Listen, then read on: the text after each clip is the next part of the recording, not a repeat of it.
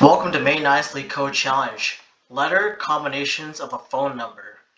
Given a string containing digits from 2 to 9 inclusive, return all the possible letter combinations that a number could represent. Return the answer in any order. A mapping of digits to letter, just like the one on the telephone number buttons, is given below. Note that one does not map to any letters. Here's a picture of a regular olden cell phone number mapping. So for instance, we're given two digits, 2 and 3. We want to basically find all the permutations of the combinations that 2 and 3 can give. So we have 2 representing A, B, C as a mapping, 3 representing D, E, F as a mapping. So if you press 2 first and then 3, you'll have the following of basically 2 to the n combinations, 2 times 2 to the power 3 combinations, right? So you have A, which pairs the first mapping with the second mapping, and you have such. If there's no digits, then return null or empty list. If you have 2, then the mapping from 2 it could be either to B, A, B, or C. The strings are the length of digits is between 0 and 4. Digits of each index I is a digit in the range of 2 and 9 inclusive.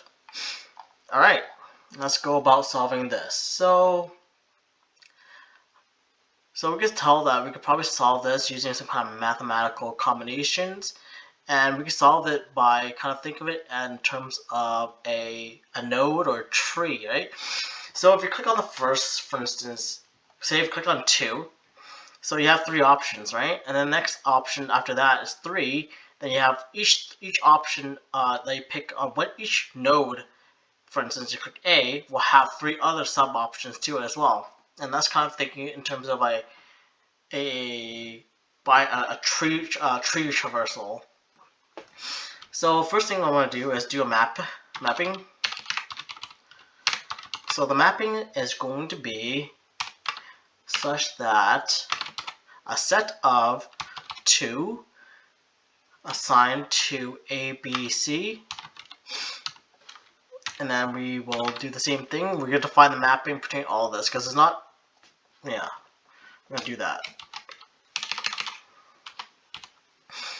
3 maps to D, E, F. Then you have 4, which maps to G, H, I. Then you have 5, which maps to J, K, I, L. You have 6, which maps to M, N, O. Then you have 7, which maps to P, Q, R, S. You have 8, which maps to T, U, V. Oops. You have 9, the last character, mapping to W, X, Y, Z. End it there. So we have a mapping completed. Next thing we want to do is if the length of digits is equal to 0,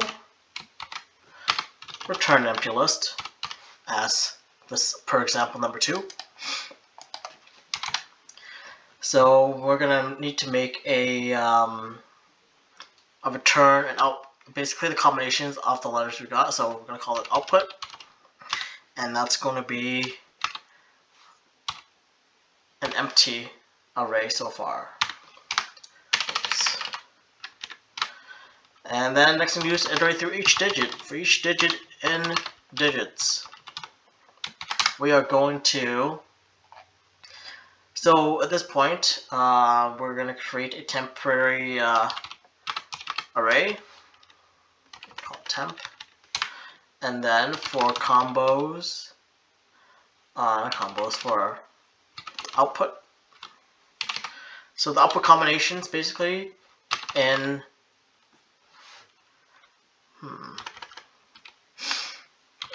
let's see, output for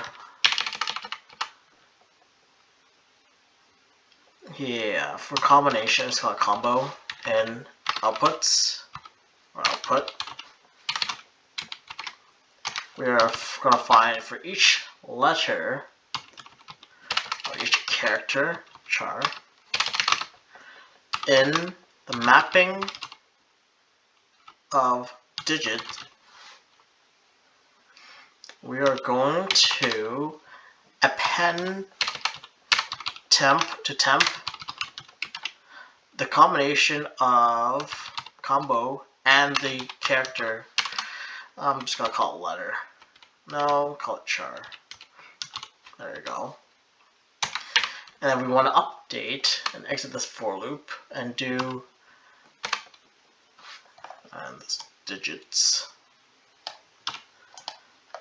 We're gonna update our output to be our temp. Return output. So essentially, let's run this code and hope it works a bit. So we have a mapping here, and we are missing something.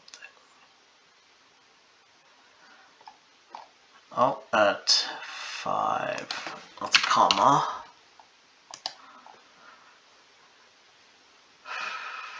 Okay, seems good so far. So what we're doing is we create a mapping, basically, of all the digits and numbers.